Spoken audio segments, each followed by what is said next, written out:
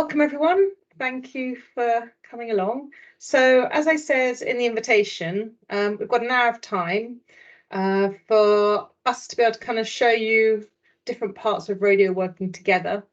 And I think really the purpose of this is to kind of update you on where E-SOH is up to, how that fits into FEMDI.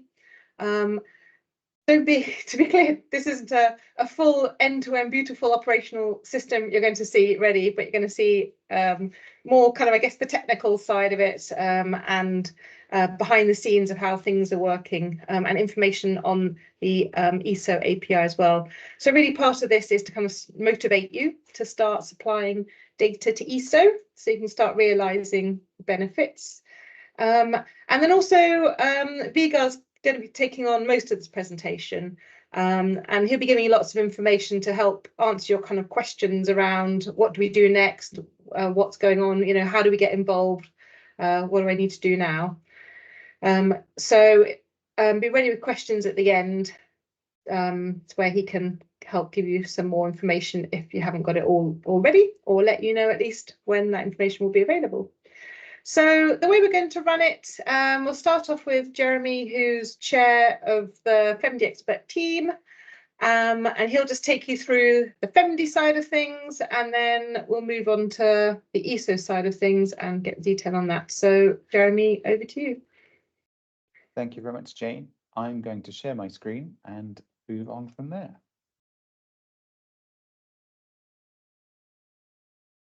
So, here you can see we have an intention to show how FEMDI and E-SOH work in beautiful harmony together.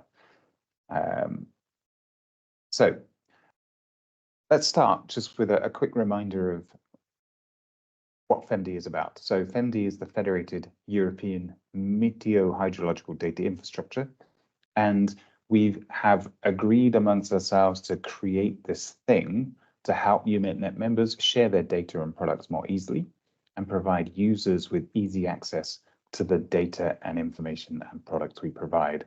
And we're going to do that by creating our one-stop shop for meteorological data and products. Whilst we'll be able to find everything conveniently in one place, that data will be distributed across members.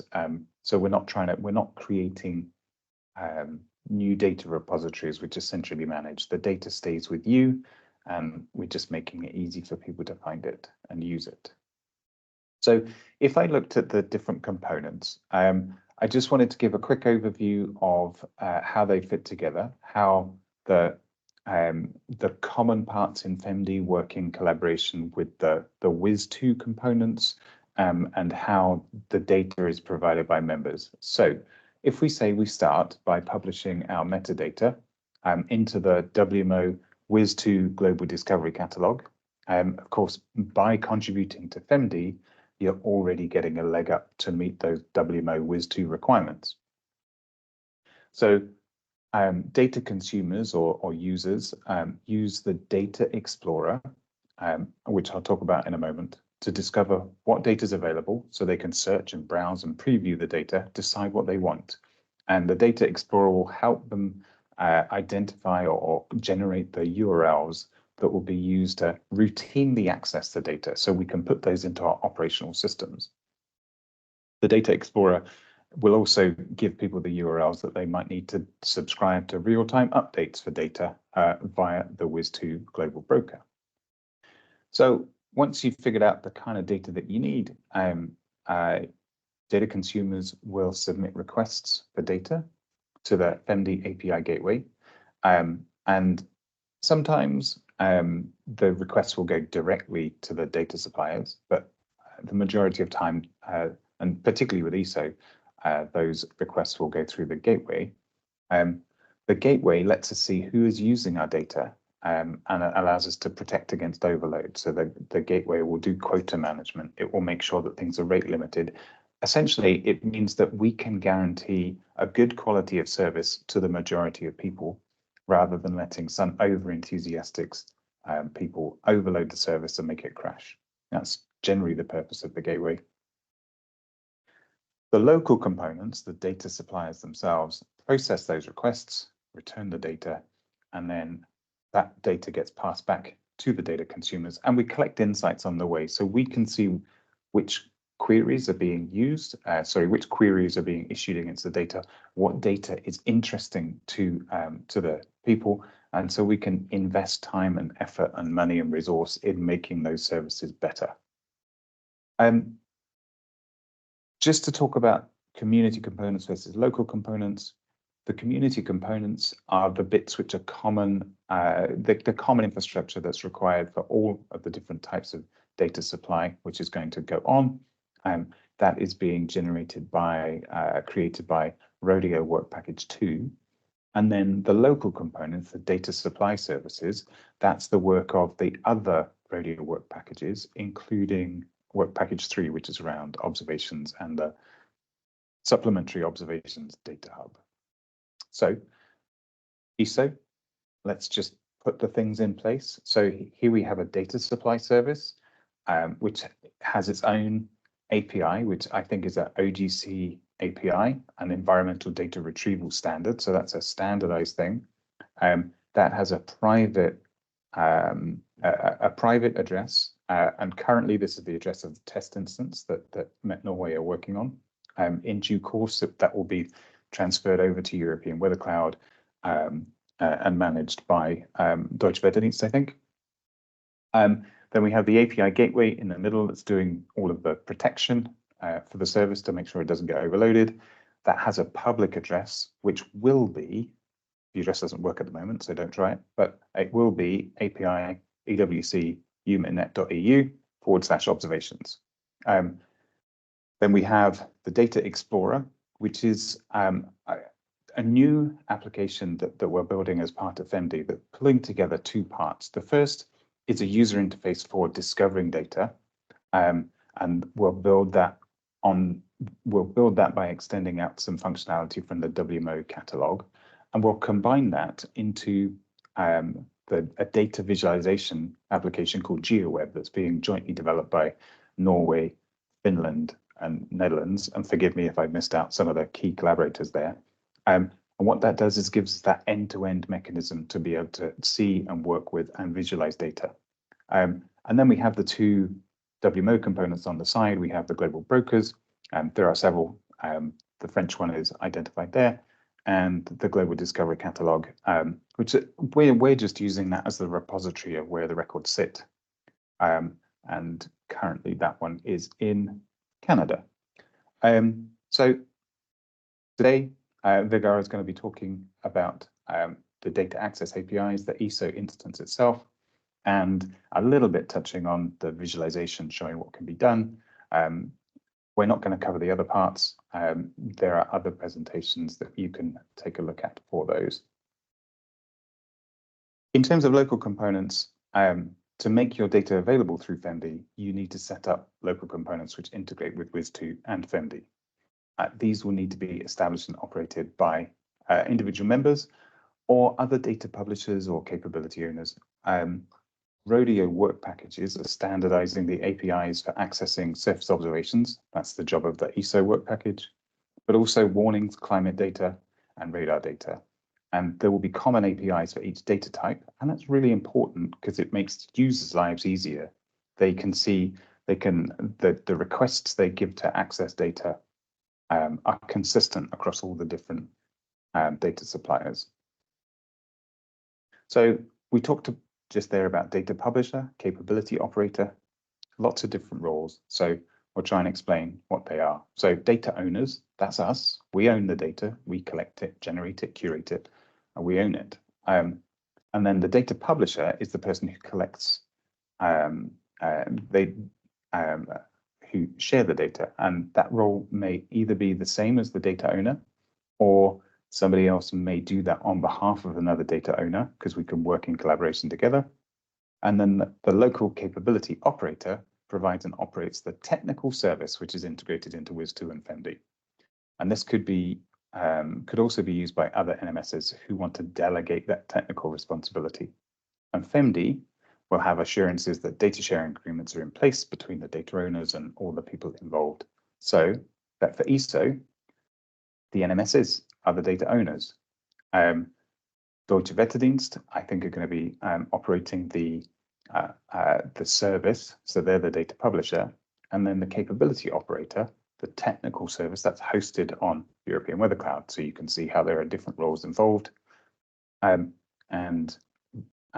you can see that the internal private API on the local capability, that has one address that's not generally accessible. There will then be a public API, which is accessible, effectively proxied by the FEMDI community gateway, and then real-time notifications will be available from the WIS2 broker. So I won't go through these questions. They're there just to stimulate some thoughts. Please come back to Jane, myself, and the rest of the FEMDI team if you have any more questions. I do encourage you to take a look at those videos that are linked here if you have any more interest in digging into those components that we're not talking about today. But for now, let's go back to talking about how E-SOH is plugged in and doing its job and helping us to serve those surface observations. So, Jane, I don't know, do you want to stop for any FEMDI related questions, or should we just move straight on to Vegar? Yeah, makes sense. Anyone got any questions around what Jeremy said? If you just want to put your hand up. A couple of questions. Jeremy, do you want to take those? If you can tell me who is, if you can ask, because I've only got one screen at the moment and I can't see who's asking the questions. Slavomir, I think is how you pronounce it. Yes, thank you.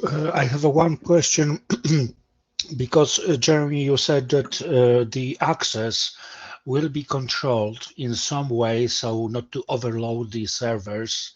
Yep. Or the service in general. Yes. But this means that, in other words, you have to gather some information about addresses or internet addresses that access the service. This means that you delve into personal information or personal data thing. Okay, so within the FEMDI API gateway, we're offering a few different types of access. So the first is that in general, because many places, many countries can't collect personal information, they are comfortable of just being able to anonymously identify individual users. So that will be done by fingerprinting on the IP address, the user agent, and so on and so forth. And that fingerprint can recognize an individual user, but not who they are. And we can do quotas and rate limiting and so on and so forth based on that. Of course, we don't know who they are, so it's difficult for us to. So the level of insight there about our particular type of users isn't so great. So we're also offering a second type, which is where if people register and they type in their email address, we can have we'll probably give them a better quality of service in exchange for them registering, and we can also tell them when we're expecting to have outages as well. So unauthenticated and authenticated users are both supported. Okay, so but this was not exactly the direction I was going for. Okay. The exact my question was more that if you are sure that the data protection law is applicable in all circumstances. I think that we have covered those things. So Jane, if you capture that as something for us to check and come back to, we'll discuss that with Willie and so on. So in the policy group, we have been working on the various documents, and one of the draft documents that's nearly ready is the GDPR compliance privacy policy, which hopefully will cover some of the aspects you're thinking of there. But You know, I'm sorry. I'm sorry. I'm not exactly asking for myself because I'm not in data protection purview. But I know there will be questions from my organization as when it comes to the data protection issue. So that's why I am asking. But as far as I see, you got it covered. So thank you for that. That's okay. Thank you. Thank you for that. No problem. And we'll bring all those documents. Hopefully that one will come to assembly, well, the advisory committees and then assembly in the autumn meetings as well. So it'll go through UMetNet governance to get approved. But it's a very good point. Really, really important point. Were there any other questions? Yep, Kieran. Thanks, Jane. Excuse me. Good afternoon, Hello. everyone. I just wanted to ask Jeremy, when is there an estimated time for when FEMDI will send out the details on formats and standards for the APIs? Has that happened, or is it due to happen soon? Okay, so each of the work packages, observations data, climate data, warnings data, and radar data are in the process of developing their standard APIs and vocabularies as they go. I think that E-SOH, the observations one, is furthest along the track for that, but that's going to be down to each of the other work packages to say to publish that when they're ready. So I can't give you that direct answer. I know that collectively we're working on standardizing the vocabularies that we're using to describe the different parameters and so on. Jane's put a hand up, which probably means she has some very useful info. So Willie, are you on the call? And if so, is that something that you're covering, I think, from maybe your work package around timelines and when things are going to be produced?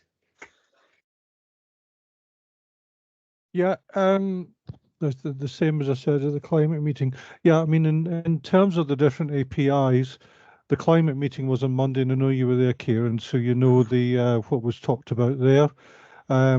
E-SOH, I'm actually working with Vegar at the moment. We're getting together a load of contacts that we can then have discussions depending on whether they're making their own APIs and therefore we need to tell them the formats, or whether we need to give them information on how to get their data into E-SOH, similar to the email I sent you. The warnings you don't need to worry about at all, because the API is going to be made available on the EMA website, the Meteor Alarm website. So it will just be continuing to send you warnings to Meteor Alarm website like you do at the moment, and the API will be running on that website. And radar, starting the work, and that API will not be ready until the end of the year. So we'll deal with that towards the end of the year. That's the timings at the moment on the different APIs. I don't think I've forgotten any. Okay, thanks, Willie. Thanks, everyone. Perfect. Any others to go, Jane? No, that's all good. Okay, well, thank you for listening to me. Hopefully that helps us understand where E-SOH fits into this broader FEMDI ecosystem. And with that, I will pass over to Vegar. Thank you. I have arranged with Jane to present for me because we had some issues before the meeting. So I'm Vegar Kristiansen. I'm the VP lead of the E-SOH work package in Rodeo. I call the presentation Scalable Structuring of European Surface Observations through E-SOH so far, because we are not finished. Short about me, it's that I'm division leader in MET and a technical owner of all the observations and systems dealing with surface observations at MET. So it's logical for me to be part of this. In the presentation, I will say something about the timeline. That was a question earlier on. I want to say some details about the scope of the system and a brief overview of the system. I will present how to ingest surface observations into E-SOH, and how to extract surface observations out of E-SOH. And then I'm going to present a small sunshine story, and then have some unresolved unresolved issues at the end. Next, please. Yeah, so this is small sketch that was presented early in the E-SOH project. So going from the data end user at the right here, need a system in the middle to visualize and consume the data from the E-SOH system, which is a database and API for surface operation that I mentioned. In the other end of the drawing is the NMSs and the data managers that actually give data into the E-SOH system. So it's one line of data management, and that's quite good. Yeah. So the goal is to collect and share surface observations, trying to fulfill FAIR principles as good as possible. For those who don't know the FAIR principles, I've just raised the name in the bottom presentation. So NMSs are responsible for sharing trusted data. So if you have data that's not supposed to be freely available for everybody, you have to stop it before you put it into the E-SOH. So it's everything comes in is going out. So it's and at the moment it's mainly observations from static platforms. That's at one place. So a goal in the future is to get dynamic data as well. So moving platforms like airplanes and cars and boats and stuff. We have some ships at the moment, but it's not handled in a good way. Next, please. This is a timeline. I'm not sure if December 2025 is the correct time for the end of the project, but just the dotted line in the end, it's until we are finished and have everybody on board. So we started in the E-SOH project with initial project that we tried to get money from UMetNet, and that was prior to the HVD call. So we just implemented the E-SOH as we had planned it into as one work package in Rodeo. So we started off with some months of the design and went over to the development, which has ended at 1st of May. So going seamlessly over to deployment in European Weather Cloud. So working the two teams together in the end and trying to get something delivered in the start of May and then going through. So, and like Willie had discussed and said that we have already started with a user interaction. I think we started even before we had the first version of the software ready. So it's working quite well. But October 2024 will be the first API which will be publicly available for in the European Weather Cloud. So we have had two deliverables in May. So one is that we have open source code, and that's okay. And the other was that we would ingest data from the partners, which were Met Norway, KNMI, and FMI. I think before at 1st of May we had FMI and Met Norway, but as a positive thing is what we were also able to get all GTS data in the buffer data in GTS into E-SOH as well. So but we had to stop. That was just running in a test. We had to stop it because of the large volume. But we can include all buffer data observational data that's coming in buffer format into the E-SOH. at the moment. So yeah, so what we have thought about is that we could whitelist some countries in Europe to get data into the E-SOH system, just as a example of how to do it and how we could make the volume of E-SOH larger just by sending existing files into E-SOH. Yeah, next, please. Yeah, so shortly about the development and running environment. We have a development team that consists of KNMI, FMI, DVD, and Met Norway. So the development has mainly been done by KNMI and FMI in Norway, while DVD will be the running partner, which has responsibility for the software in European Weather Cloud. We have some cross-cutting activities with other work packages. We have mentioned work package 2 with the FEMDI, which had 3 things that will be valuable for E-SOH. One is that we have been working together on the common design. So the design and E-SOH will also be used in the climate work package and also in the radar work package. So I think that's good, especially for the ingest part and for the EDR APIs in the end.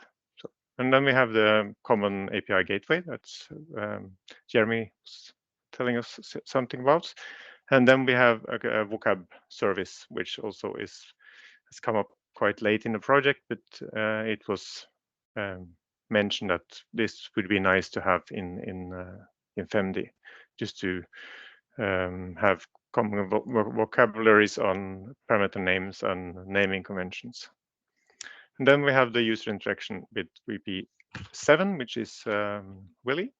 And then we try to get hold of 2 partners which will be willing to work on ingesting into the data into E-SOH, and 2 partners that would be able to test the EDR extraction of observations. I will come back to both of these 2. Next, please. This is a more detailed sketch of the system. 3 boxes on the left side, and also the client system in the bottom there. It's users and user interactions with the system. We have, well, the main system is built up of 4 components. You have the ingestion, which is taking data into the system. You have an EDR API that helps you get data out of the system.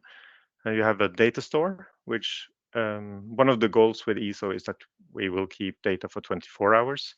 So if you can get data straight away, but you could also ask for data for the last 24 hours, especially for forecasting and for web development and stuff. It's okay to have a small history of data, even though most will probably cache some of the data in their own side. So, and we have also this RabbitMQ and MQTT, which is focusing on getting information into the VIS2. Yeah, and the database, it's relational database, and we'll build some structure around it to have surveillance and a good practice of running the system. Next, please. Yep. We have built a system at the moment.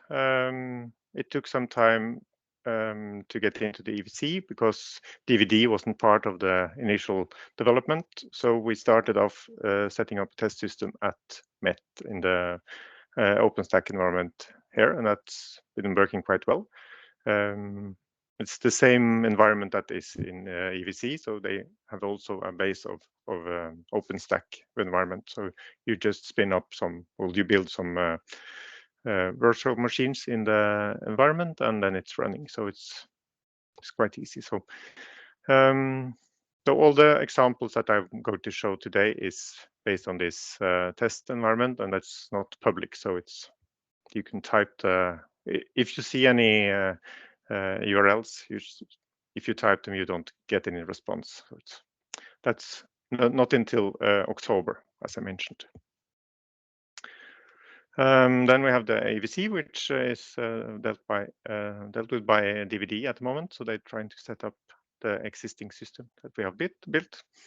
And one of the issues with E-SOH was that it was planned to be built federated. So coming into the EVC, it was on the HVD, everything should be federated, but E-SOH was initially supposed to be built as one component with the 24 hours, and if needed, we could add on local components as well. So it's not fully federated, and the first version that we are building is not a federated system. If we go to a federated system, we have to build a component that actually sews these together on a level beneath the FEMDI. So that has to be verified how we do that and if we should do it. It could also be done in FEMDI. So to keep the different national components apart. Next, please. So I mentioned that we had open source repository, and that's situated at github.com now. I don't think the developers think it's messy, but it's probably not as clean as it should have been if it's for operational. So just take a look. It will be changes all the way through October. So we can't guarantee any success if you try to build it, but we have probably a bit more knowledge and of issues and problems with the system. So next, please. Yep, then we start with ingestion, which is probably the most important aspect of having a success with the E-SOH. So without any data in the E-SOH, the data above the EDR APIs and the data exchange is not going to be a good. So it's not enough to have two countries in there. So we will work a lot of getting data from other NMSs into the system, especially then in companionship with work package 7. So we have a license which is called CC by 4, which is it's only actually just free and open data. So it's I think it's the lowest or highest level of license that you can get, and it's open. We have built an ingest API, which has some required fields. So in the list on the right side, you have some points marked by a red star. It's not easy to read them, but these are required. So they have to be part of the message that you will send to the E-SOH. We use Vigos ID. In general, most NMSs send and have built Vigos IDs and have a good way of doing that. So they have a national number, and you can build it based on national IDs and the first issuer in the Vigos ID. And we use the CF standard names for parameter names.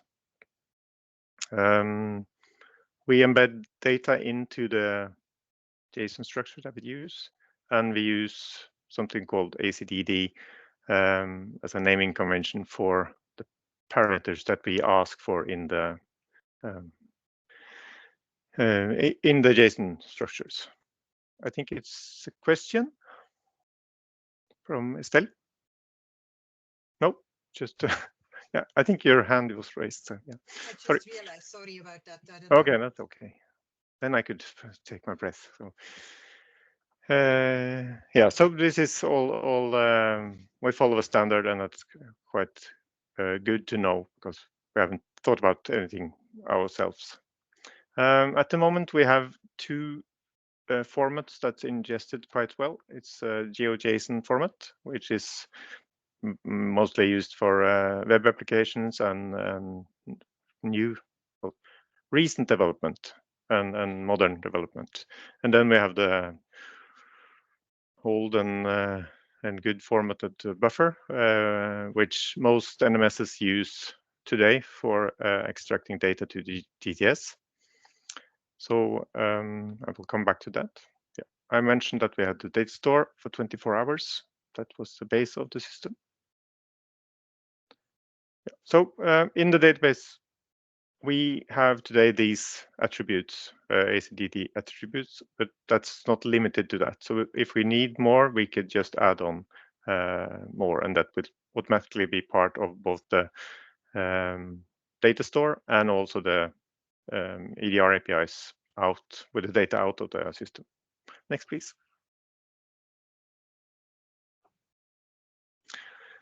Yeah, this is an example of how a JSON struct should look like when you send it into the E-SOH system. So we can, it's human readable, but it's kind of a bit difficult to read. But it's for a programmer and a computer, it's quite easy because it follows standards and it follows certain schemas. So it's really efficient. You could also use it as a text file and just grab out what you need from it. That's also easy. So what we can see here is that we have the position of the station. We have the station ID, which is the Vigos ID. This is a VMO station because you have this 20,000 as a first issuer, and you have the VMO number here. So this is Tafjord in Norway, which has this national ID. We have something that we need is the level, which is the sensor's height above ground. And we have the period, which is how often this station actually sends data. So PT 1 second is that it's an instant value, so it's not a function over time. So it's point value, and that's also the function here. And you have some dates, and you have the value. We have the value pointer, and we also have in the dataset we have the possibility to add a link. Well, it's required to have a link to where to find the data. So this link is at the moment it's quite open. So if you put data in, you can just say that we have this web page in my NMS, and we use that web page as the pointer. You could also build this pointer or the link to actually find the data set in some local API or climate database or something. So it's quite open there. Yeah. And you can have multiple links. So what we see here is that we have one link to something called DataMetNo. It's a data management portal at Met. And we also have this FrostMetNo, which is an API that you can find the data at Met. Next, please.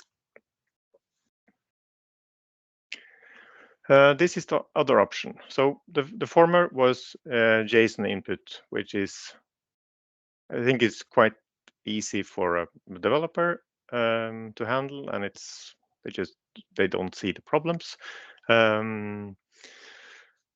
But for some, it's not that easy to change and build new systems. And yeah, so then we have built a function that allows you to actually put in your existing buffer file that you send out on GTS today. You can just double send it, one to E-SOH and one to GTS, and then you actually comply with both E-SOH and VIS2. So in the example here, this is just a Unix command that you can put data into the system. So this is just the local version that Jeremy was showing earlier. So it's working if you're inside of Met and if you're whitelisted.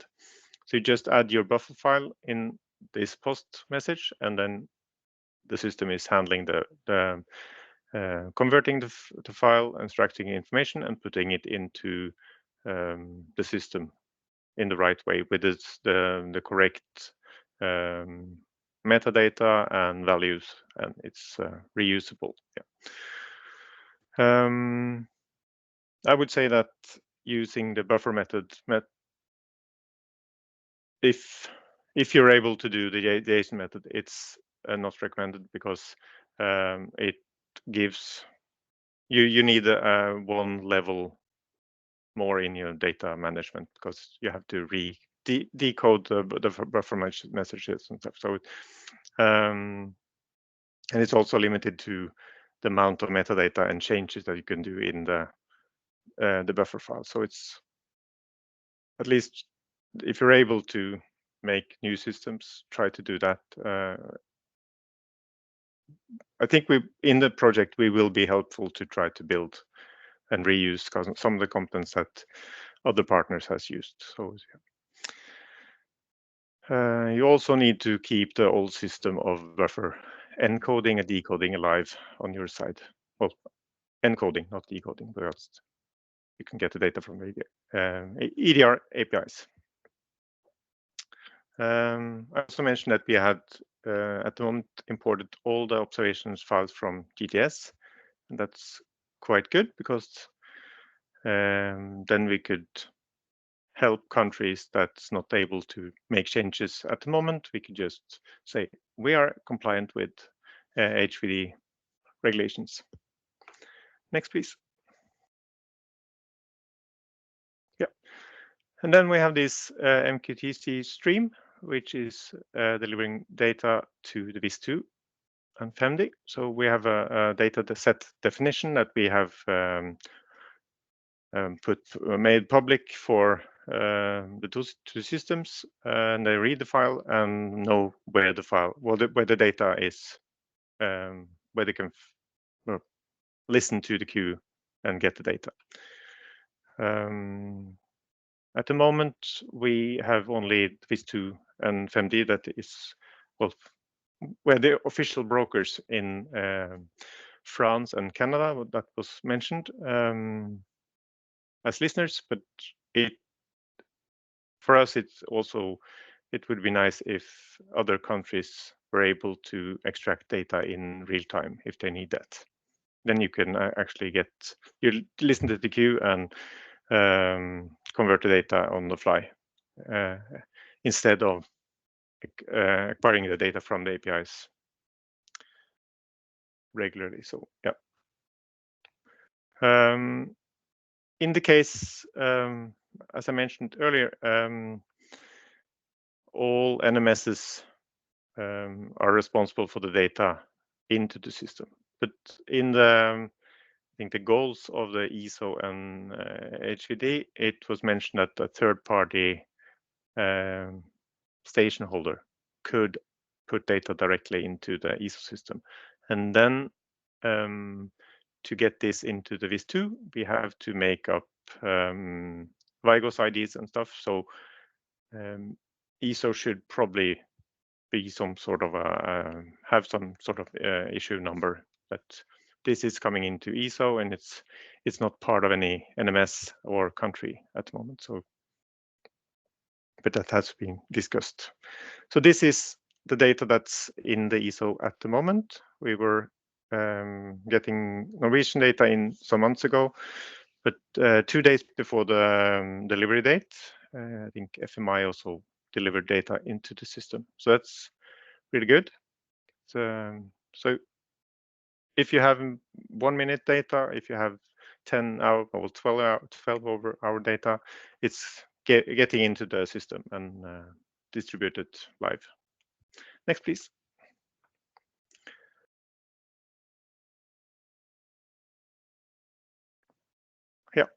So this is an example of the data stream that goes out to VIS2 at the moment.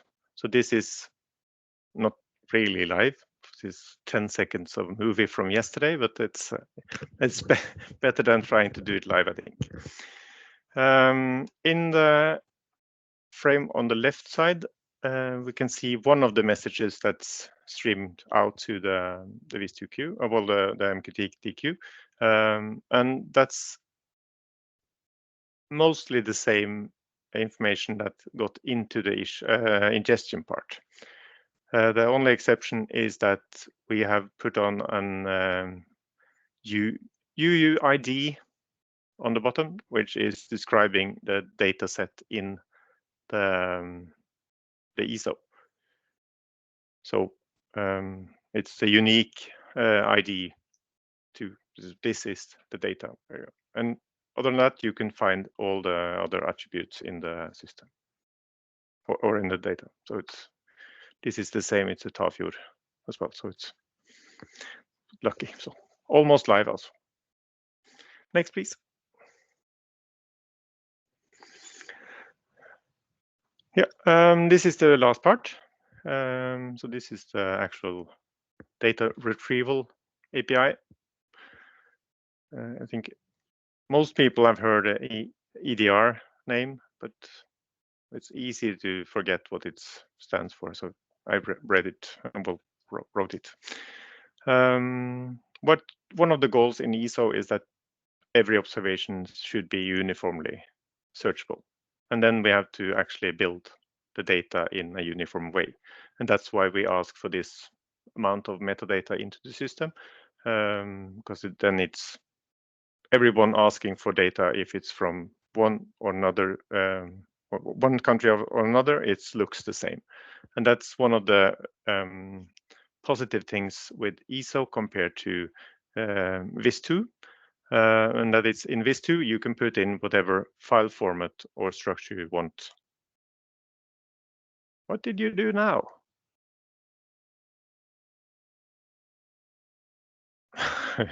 I have to wait until it's back. There you go. Okay, then we are. Thank you. Yeah, so it's uniform. So every data in the E-SOH is it has the same form, and it's the same field, and it's easy to use it. Yeah. So but I got a question on the screen here. Was a bit distracted. So Jane hasn't access to the web pages that we have that I have included in the presentation, so we have had to make some shortcomings. So if you look at the center of the page here, you have collection data queries.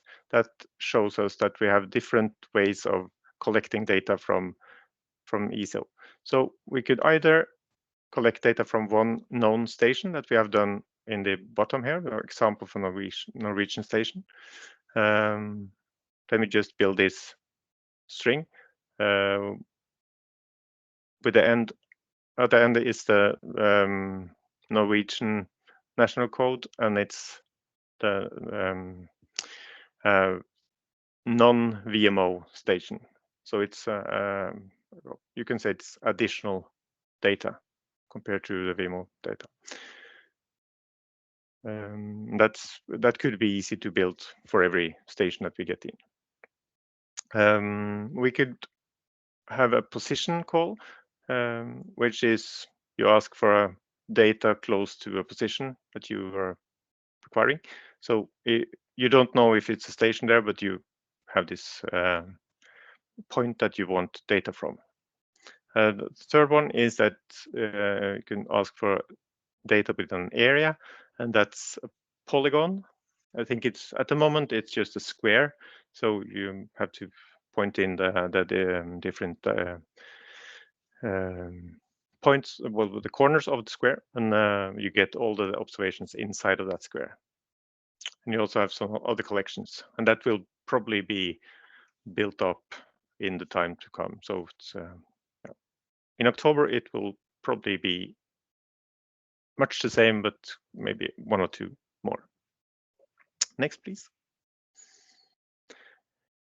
And this is part of the outcome from this link that was on the bottom there. So when I said that we could take a location and ask for data, we just use that string and add it to the URL and built up a request, and then we get data back with so much of the same fields, so position and times and yeah, description and parameter on the bottom there. So yeah, I wanted to show you more on this, but it's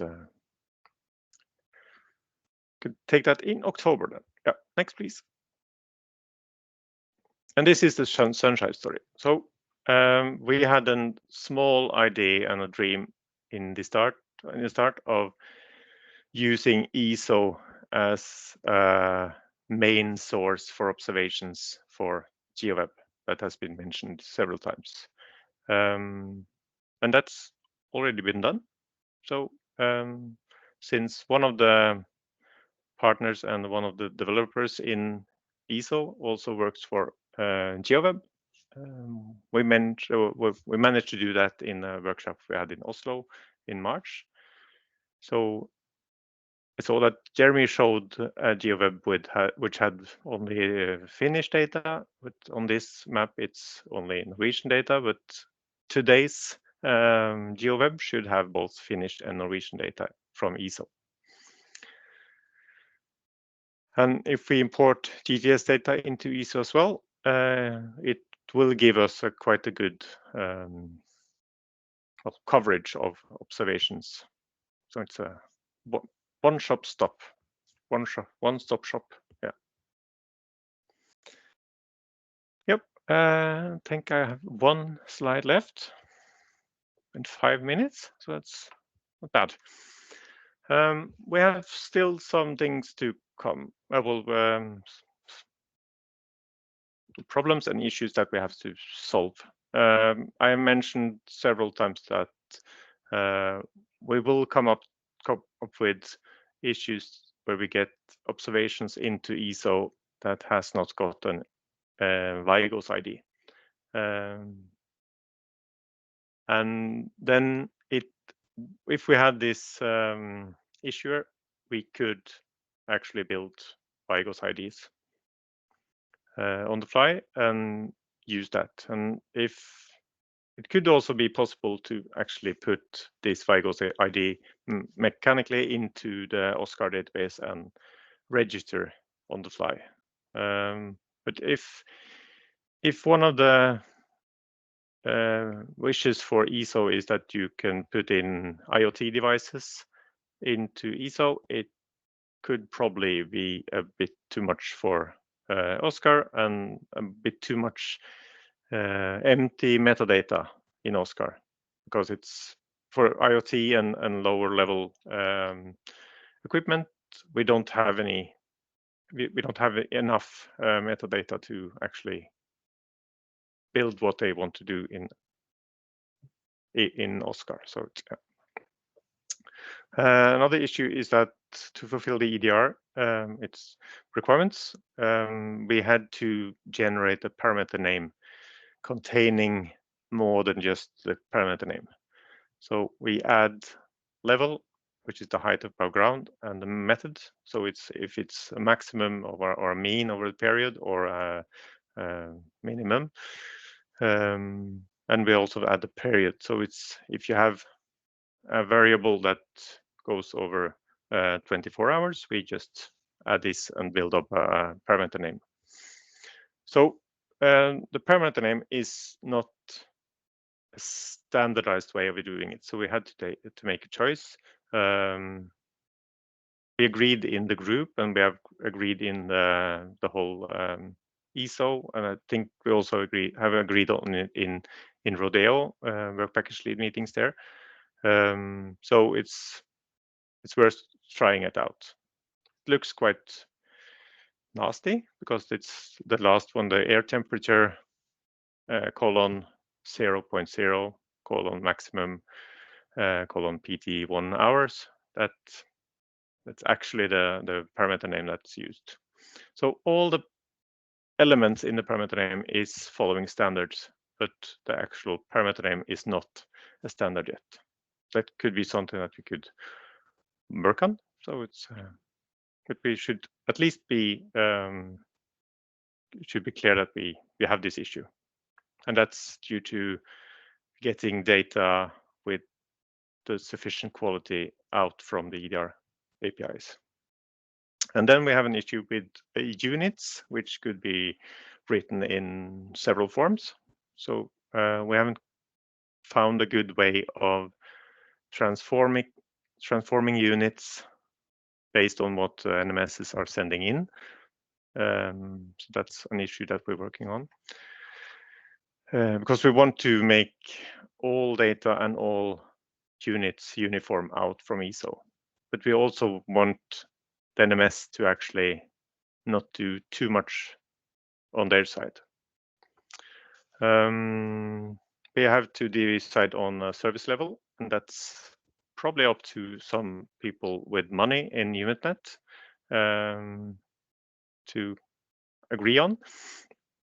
It will cost to run it, but I think the amount of money needed to run the system will be limited, but yeah, it depends on.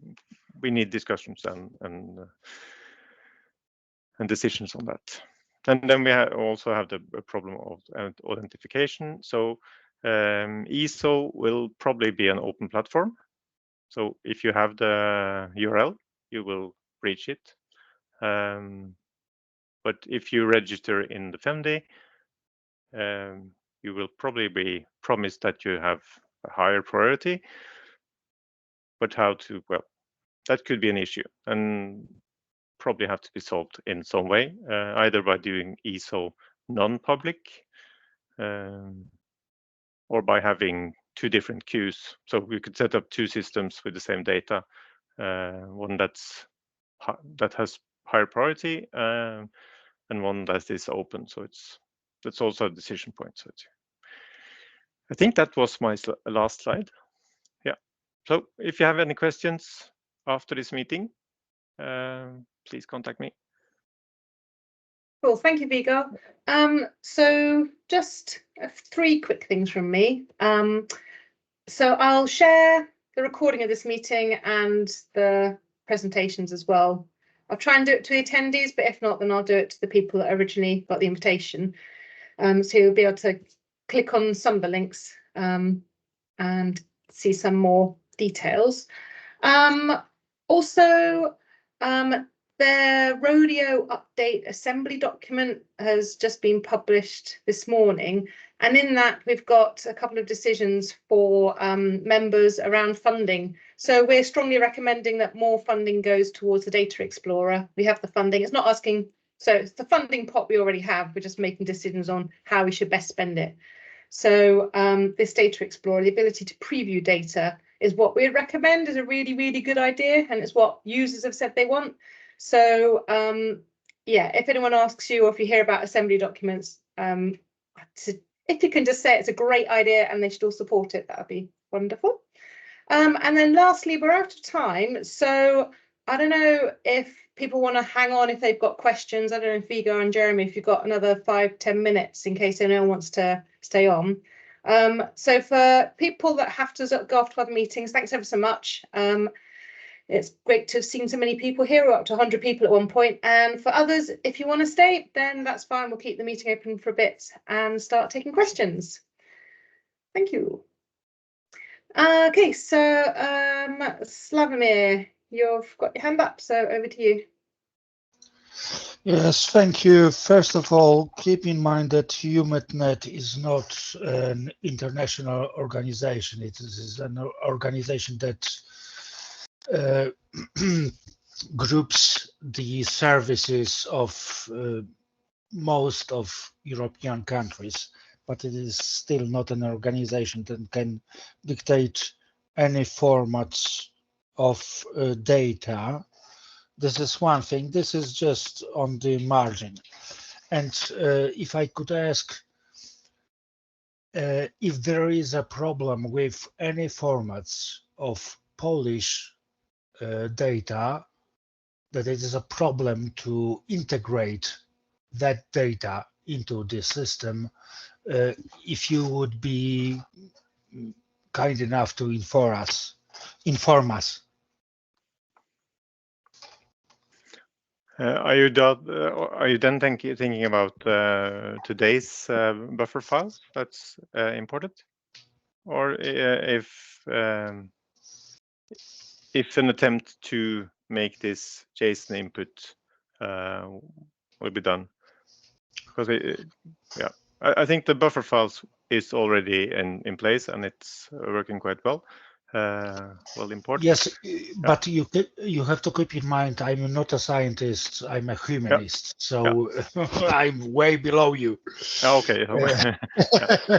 So from my perspective, it is like this, that if there is a problem, you have to tell me, and then I will distribute it amongst my organization to fix it. So if there is a problem, if with any format of our Polish data, if you would be so kind to inform me, and then we will fix it.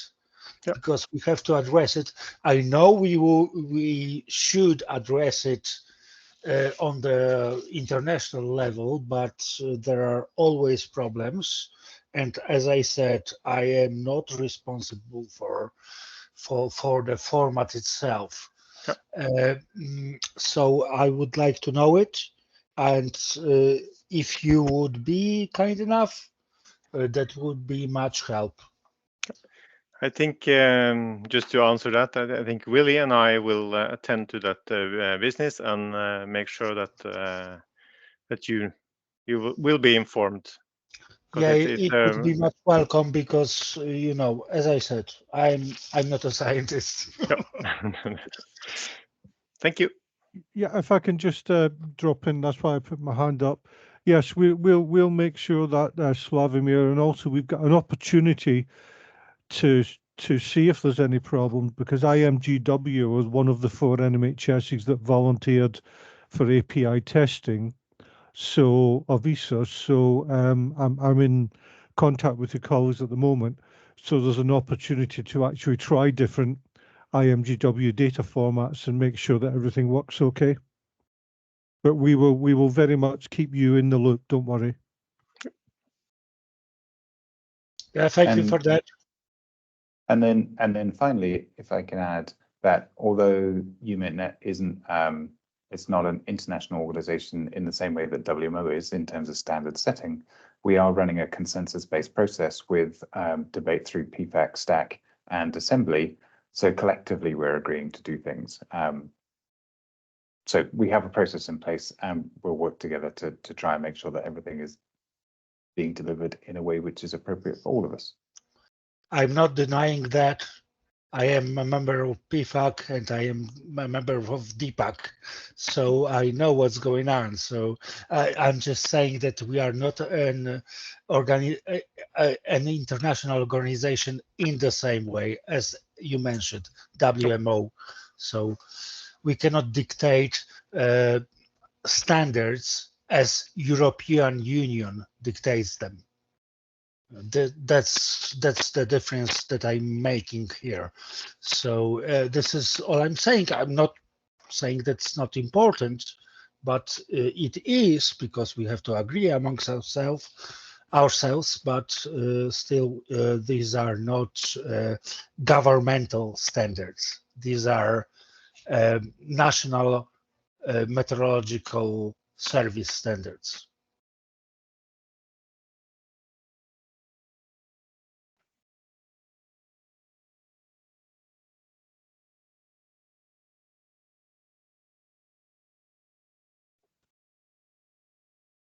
Okay, Vegar? any other questions Vegar, do from you want to anyone? go? Yeah, I just wanted to mention that that's one of the reasons that we actually have made the buffer encoding into the system, because we know that we can't take that, and getting GTS data into to the system is important. So it's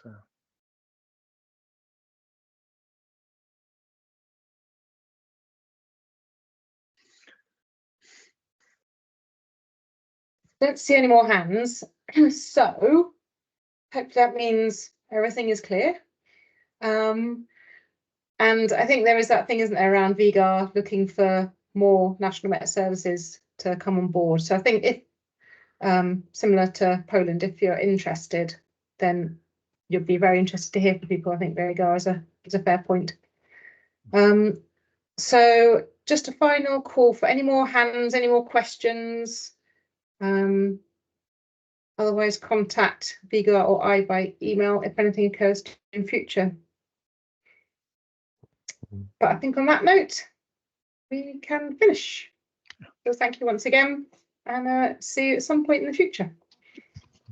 Thank you. thank you. Thank you. Bye Thank you bye. very much.